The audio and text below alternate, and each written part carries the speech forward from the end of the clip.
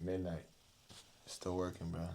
Still working. But you'll be seeing our content on short form, long form. We crossed 7-figure real estate portfolio within around less than 6 months. If you look back on our page, we made a video just talking just like this when we were closing on our first property. And how do you feel, bro? Because this is something that's completely new for for both of us, right? I was in a position where I had some experience because of like ASIC and all that. But how are you feeling, bro, in that whole regard? Yeah, I feel good. It's currently midnight. We've been working all day. We haven't stopped. And we were just talking about, just a couple minutes ago, our next move and what we're doing. And in all reality, I just knew this was always going to happen. I think some of the older videos, we've kind of been more excited about the experience, but now just something of a experience that we like to do, trying to make more calculated risk along the ways. But alongside that, I feel like if it wasn't for Xavier, you know, most of these things wouldn't happen. And I think that he probably feels the same way with myself. And alongside that, just having a good partnership and doing what we do. I always get this question of how do you find the right partner, or how are you able to excel and do the deals that you do. And it's due to the fact that you have to line up your morals and line up a lot of things that you guys need to be speaking about. There's conversations that me and Xavier have where they might feel uncomfortable. However, we still are able to manage it and really just set aside the ego or whatever you have going on.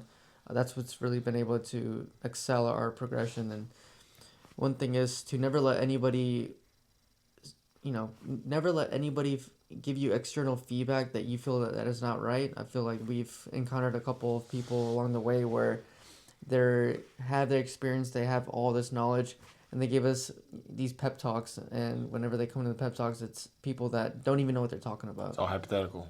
Very hypothetical. Don't fall for hypotheticals. It's all about reality. 100%.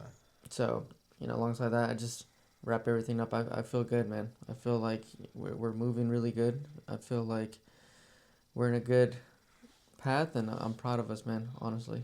It's a trip that I'm going to be able to look at the back of the video where you close one and we're like, damn, like, wasn't what it was supposed to be. But now we're in a position where we just bought our most expensive unit, which is $740,000.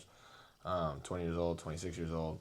And alongside it being a big takeaway about being in a position where you don't listen to hypotheticals, the partnership, like even one of the conversations we had today was like uncomfortable conversation. It wasn't that long, but it was just me speaking too much. And he was like, hey, bro, like, what are you doing? And I was like, fuck yeah, I messed up. And most people aren't in positions where they have that conversation, even if it's something so small, like, hey, what are you doing? And I'm like, yeah, that was my bad. And then also the accountability aspect to see that I fucked up. And I feel like a completely different person from when we bought the first unit, bro. Completely different. And now, hit 7 figures. Goal is 8 figures, and I know we're gonna hit it. It's only a matter of time. But I honestly feel like I'm in a position now where like you kind of get excited over the unit, but like not crazy. Like at the Wilshire one, I was like, damn, like this unit's bad, bro. Like we got that shit. But now I'm like I mean constant about it. I talk my smack. And I'm in a position now where it almost feels borderline like a task, bro. Like it feels like, oh yeah, I'm just managing property. Yeah, it almost it doesn't feel like a work. It just feels like, dude, we gotta buy this fucking property. All right. Yeah, it almost feels like the next thing that we do is like, all right, what are the numbers? What do we gotta do? What loan are we gonna use? Yeah, it just comes to a point now where it's not a rinse and repeat cycle, but it's more of a, do the numbers work? Is it going to benefit us? Are we going to do a cash flow property? We're going to do equity property. Appreciation. How should we do? Right. It's a lot of things. How, is the region where we're buying the property, does it work for us? Is it appreciating? Do the tenants, like, is it easier to place tenants in there? There's just so many aspects now where it's not really much of a thing where we're looking at all of this, but in our heads, there are just multiple things racing of like, okay, let's pinpoint these things and let's just talk numbers. Because at the end of the day, once you start getting into this game, we're starting to realize we're still fairly new, guys. Yeah, we're still fairly. We're really new. We're I hope you don't think that we're not experts. We're trying to talk and tell you guys that we have some type of billion-dollar portfolio, but we're learning from our experiences, and we're seeing that when you're moving in this progression, it's better to not BS people in front and be like, oh, I'm thinking about buying a property, or I'm thinking about doing this. But in reality, you don't even have the numbers in your pocket. And by numbers, I mean, liquid cash or loan effective, Business good credit. credit, right? A lot of things. So what we're trying to say is when you start to move in this, pace, you need to know that whenever you're talking to these people, be ready with the right answers. What are we looking at? Right? Just how the conversation we had With Frank. yesterday was just more of a be smart, be quick. Does it work for you? No. Does it have the 10% rule? Right? A lot of little factors like that, guys. So And the biggest thing that we've noticed is not necessarily just your reputation as a buyer, but just your reputation in general because of being in a position where, like with the tenants that we were dealing with, is like, don't even just define someone even if you are very strict on your guidelines, like lean more on the relational aspect of having a conversation with the individual as opposed to like what are the qualifications on paper, because as we continue to progress and become more successful, we always were defined, we didn't want to become defined by our statistics, but then we're in a position where we started to come up and we started to act like, okay, well, what we came back more database and more analytical and based on numbers. So then when we were seeing people on paper, we're like, this doesn't make sense. But it's like we didn't have a deep enough conversation. Maybe that person just had a rough patch, you know? And now we're in a position where like we want to take it even further to do the relationship aspect of that side, but not, go over the top and waste your time with someone that is not qualified. Alongside that, reputation as a buyer, big time. That's something that as you just continue to develop, if you are not in a position where you can buy, do not talk a fucking big game. If you are not walking in that office like we did at the lending company, if you're not walking in the office to buy, then just shut the fuck up. Like respectfully, do not be walking in this office with $5 asking how much you're getting, because you have to understand that you only get to speak once, right? And the person that controls the money in every single conversation is in power. Even if they are going to give you the loan to buy the property, they want your commission. So in reality, you're in power. But it's like you only get the opportunity to speak once. So in that regard, I'm gonna say, okay, well, when I say I'm gonna buy this property, they're gonna know, not only from your actions, but your conviction that they need to take you serious. There are a lot of people that walk in there that want to see the numbers, they want to see their credit, they want to pull their credit, they want to run rates, they want to go and see all of the terms, knowing they're not gonna fucking buy. And then when it comes time to be in a position where something comes up and they say, hey, this property, I want to think about it. No. With us, we had the idea of buying in California for maybe 5 days. Not even 5 days, like what, maybe 2 days? 2 days. And then 2 days after that thought, we were under contract on the fucking unit. On a brand new $740,000 property. 4 days after it just being a thought. But since we had already built our reputation, had those connections, even though we hadn't run numbers, we hadn't been in a position where they pulled credit, they did give us a loan a rate. None of that. I said, hey, Danae, them and Jim Mortgage, shout out all of them. I said, hey, Danae, we want to buy this property.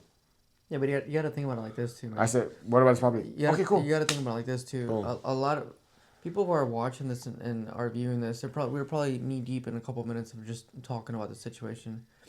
I think a lot of people are just struggle to the fact that even myself, I struggled. I was in the military. I was trying to buy a property, but even then, I had a bad process with the realtor, with having the right connections, and it's so true of just having that. But I just want you to just be very direct with these people. I mean, we started off pretty simple. We had a good structure. We had a good connections, yes. But for those out there, you're kind of telling them, don't waste your time. But what can they do to stay proactive in finding the right people, or even just like having the right, sort of say like bolt-ons, right? Because the bolt-ons can be like, hey, I have, what if I have shit credit, but I have $100K in liquid funds? Or what if I don't have funds, but I have a really kick-ass fucking credit, that I can probably apply for business credit, right? So there's little things I think that, there's always loopholes in how you mention it. But, I think that people really would get a lot of knowledge, and I think just by sticking with the basic fundamentals of just key principles, core principles.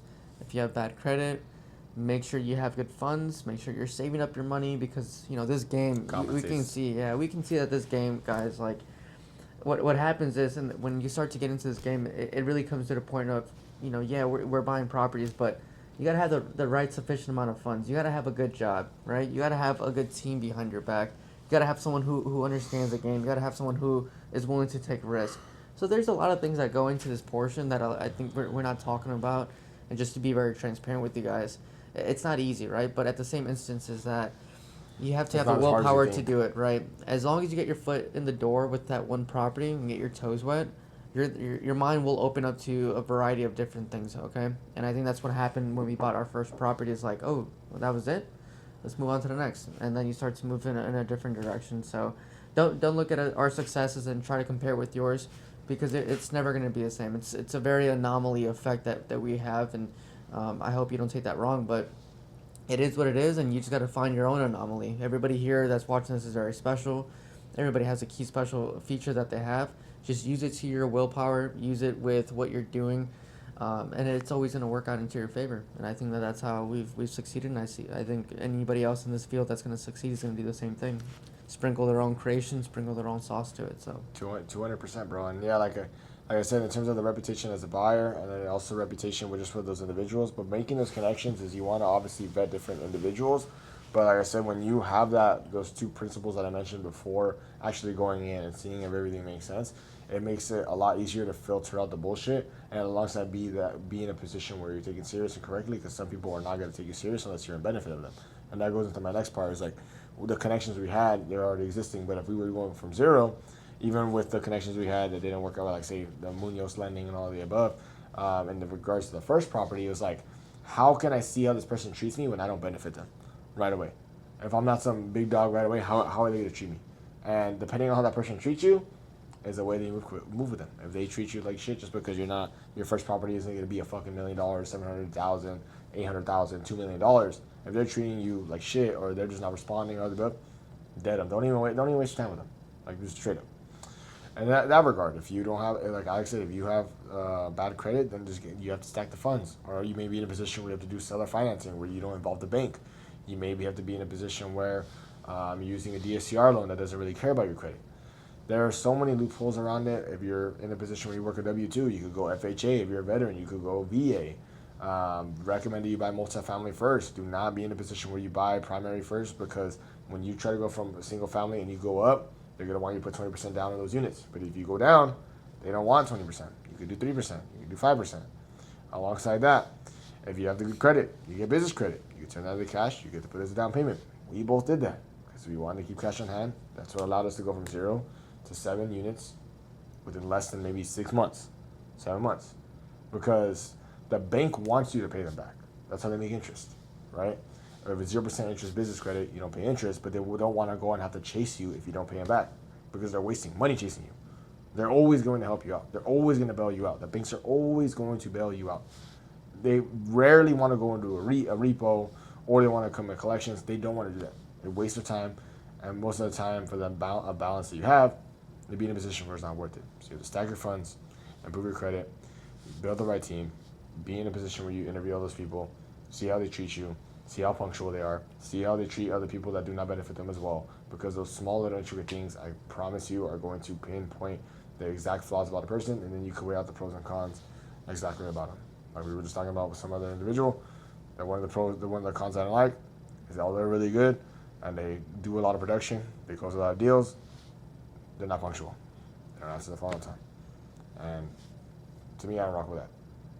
So I don't know if you have anything else left to say, but I firmly believe that in a matter of time, whether it's a year, 2 years from now, we'll be at 8 figures in real estate, in a real estate portfolio.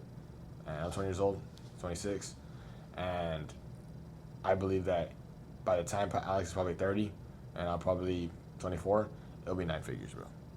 I firmly believe this shit. 9 figures, no private investors, no hard money lenders that are going and giving this funds just so you can keep it, charging you a high interest rate. None of that shit. Just us getting it cracking, making it happen. Any state, anytime, anywhere, while running that shit up, personal brands, everything. No excuse. Mexicanos, there's no fucking excuse. I don't have anything else to say. that's it, guys. Appreciate you guys watching, listening. Peace.